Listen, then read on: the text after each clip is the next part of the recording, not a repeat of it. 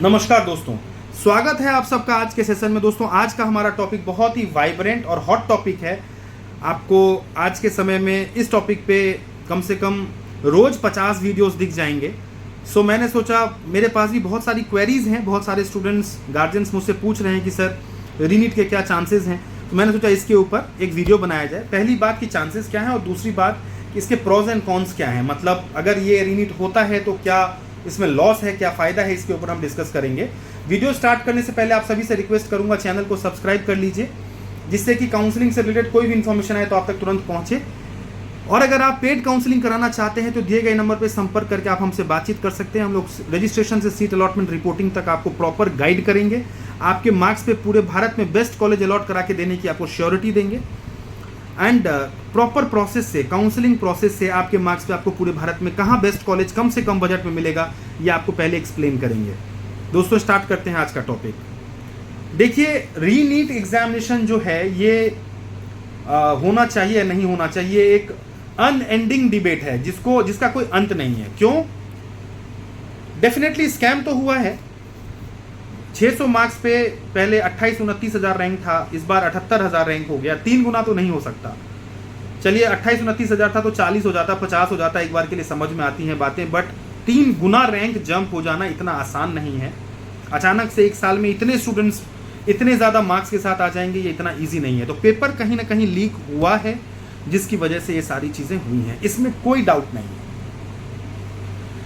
एक बार जब paper leak हो जाता है तो वो कितने स्टूडेंट्स तक पहुंचा है इसका कोई लिमिट नहीं है। 1,000 तक पहुंचा है, 10,000 तक पहुंचा है, 1,00,000 तक पहुंच गया है। जब 5-5 हज़ार रुपए में अगर पेपर बिक रहा है तो वो अनगिनत बच्चों तक पहुंच सकता है और इसकी अकाउंटेबिलिटी किसी के पास नहीं होगी।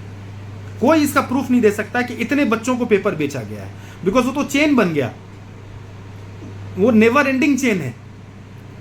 तो डेफिनेटली स्कैम हुआ है, इसमें कोई डाउट नहीं है, और पेपर लीक हुआ इसमें भी कोई डाउट नहीं है।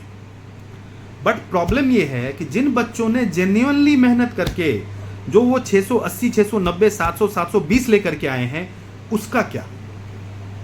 उन बच्चों का क्या? क्या आप कुछ सही करने के लिए कुछ गलत कर देंगे? जिन बच्चों के आज के डेट में 690 मार्क्स हैं, कोर्ट के सामने सबसे बड़ा चैलेंज यही है कि अगर वो रीनीट कराएंगे तो 6 महीने के बाद तो कराएंगे नहीं, कराएंगे 1 महीने के बाद या 1.5 महीने के बाद। क्या 1-1.5 महीने में फिर से बच्चा इतनी मेहनत, क्योंकि सारे बच्चों की पढ़ाई छूट चुकी है, सबका फ्लो टूट चुका है, तो क्या वो बच्चा जो पहले 690 लेके आया था वो आज भी 690 ले आएगा? और अगर वो नहीं लाता है तो उसका जिम्मेदार कौन है? तो जो पहले गलती हुई है वो तो अनजाने में हुई है, बट ये गलती तो जानबूझ के होगी। कहने का मतलब ये है कि पहले जो गलती हुई वो तो बिल्कुल अनफॉरगेटेबल और मतलब उसको तो बिल्कुल माफ नहीं करनी चाहिए, उसके लिए तो स्ट्रिक्ट एक्शंस होने ही चाहिए। बट अगर रीनीट हो भी जाता है तो क्या ये प्रॉपर सोल्यूशन है? जिसके मार्क्स इस बार 580 आए हैं उसको एक अच्छा प्राइवेट कॉलेज आज के डेट में मिल जाएगा। क्या गारंटी है कि रीनीट होगा उसमें उसके 580 फिर से आ जाएंगे? हो सकता है उसके 400 आ जाए, हो सकता है उसके 300 आ जाए, क्योंकि उसकी तैयारी सारी छूट चुकी है। फिर क्या होगा? आज के डेट में जिनके मार्क्स 660, 665, 670 हैं, वो बच्चे सबसे ज़्यादा डरे हुए हैं। वो इसलिए डरे हुए हैं कि आज के डेट में कम से कम उनको एक सरकारी कॉलेज मिल तो रहा है। इतनी मेहनत करने के बाद आज के डेट में बस वो एक सरकारी कॉलेज पे टिके हुए हैं। एक अच्छा सरकारी कॉलेज वो एक्सपेक्ट नहीं कर सकते हैं। तो कम से कम एक सरकारी कॉलेज मिल तो रहा है, वो उनके पेरेंट्स इसी बात पे संतुष्ट हैं। बट अगर रीनीट हो गया और उनके मार्क्स आ गए 590, 580, 560, तो वो तो ना इधर के रहेंगे ना उधर के रहेंगे। वो कहाँ जाएंगे? वो फिर कोर्ट में जाकर के वो केस करेंगे, और उसका क्या सोल्यूशन है? क्या फिर से रीनीट कराया जाएगा? कहने का मतलब ये है कि ये जो रीनीट अगर हो भी गया तो ये भी बहुत अच्छी न्यूज़ नहीं है, और रीनीट अगर नहीं हुआ तो ये भी बहुत अच्छी न्यूज़ नहीं है। गवर्नमेंट को अपने इस सिस्टम को चेंज करना चाहिए। 1 महीने के अंदर हमने इतने सारे न्यूज़ देख लिए हैं कि पेपर कैंसिल हो रहा है, पेपर में चोरी हो गई है, पेपर लीक हो गया है। क्या सिस्टम है आपका जिसमें आप बच्चों का एग्ज़ाम नहीं करा पा रहे हैं? ये जो बच्चे हैं भारत के भविष्य हैं, ये अभी से अगर अपने दिमाग में इतना करप्शन दिमाग में इनके अभी से सेट हो जाएगा करप्शन की, भारत में इतना करप्शन होता है, तो इनको हम क्या शिक्षा दे रहे हैं? क्या ये आगे बढ़ के क्या करेंगे? इनके दिमाग में यही सेट हो जाएगा कि गवर्नमेंट में जो भी चीजें होती हैं सब गलत होती हैं। तो आपको इन चीजों पे तो कंट्रोल लाना ही पड़ेगा। इसको आप, ये तो नीट का एग्जाम है, 24 लाख बच्चे हैं, बच्चों ने हल्ला कर दिया, हंगामा कर दिया, ये बातें इतनी ज्यादा उछल गई। बहुत सारे छोटे मोटे एग्जाम्स हैं जहां 1-2 लाख बच्चे बैठते हैं, उनमें होता है चीटिंग, बट वो बातें इतनी उछलती नहीं है, तो बातें इतनी सामने नहीं आती, लोगों को पता नहीं चल पाता है। बट ऐसे बहुत सारे एग्जाम्स हैं, सैकड़ों एग्जाम्स हैं जिसमें कॉम्प्रोमाइज़ होता है। गवर्नमेंट को इस चीज़ पे स्ट्रिक्ट एक्शंस लेने चाहिए, और जो भी ये काम में इन्वॉल्व हैं उनके अगेंस्ट स्ट्रिक्ट एक्शंस लेने चाहिए, जिससे कि लोगों की हिम्मत ना हो कि वो पेपर लीक कराएं, और बच्चों की और गार्जियंस की हिम्मत ना हो कि वो पेपर खरीदें, क्योंकि बच्चे भी इसमें दोषी हैं, गार्जियंस भी दोषी हैं, जो कि अपने बच्चों के लिए इस तरह से पुश करते हैं, पेपर खरीदते हैं, वो भी गलत है। दिन रात लगा के बच्चे मेहनत करते हैं, रात के 2 बजे 3 बजे 4 बजे तक बच्चे मेहनत करके स्कोर करके इतना लाते हैं, तो उनका तो भारत के एजुकेशन सिस्टम के ऊपर से विश्वास ही उठ जाएगा अगर इस तरह से चीज़ें चलती रही तो।